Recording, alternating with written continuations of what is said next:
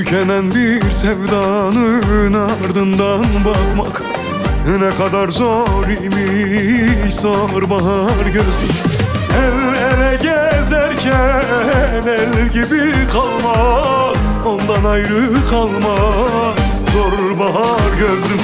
Yürek yanar köz olur, yanmak bile hiç kalır. Bu dünyada sevdiğim bir gün gelir el alır. Aman aman hezalim, bahar gözlü ceylanım, ayırdılar seni benden, bir tek sana yanarım. Aman aman hezalim, bahar gözlü ceylanım, ayırdılar seni benden, bir tek sana yanarım.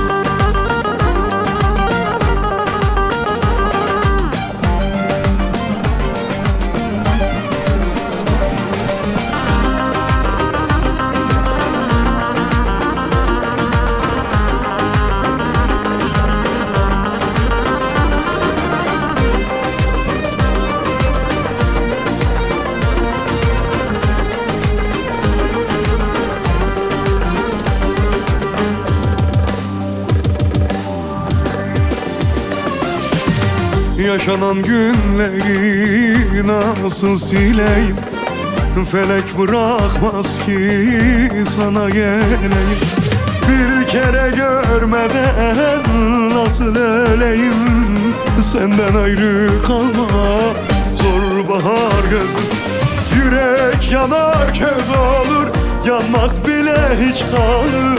Bu dünyada sevdiğim bir gün gelir el alır. Aman aman hazalim, bahar gözlü ceylanım, ayırdılar seni benden, bir tek sana yanarım. Aman hazalim, bahar gözlü ceylanım, ayırdılar seni benden, bir tek sana yanarım. Aman ey hazalim, bahar gözlü ceylanım, ayırdılar seni benden, bir tek sana yanarım. Aman gazalım, bahar gözlü ceylanım, ayırdılar seni benden, bir tek sana yanarım.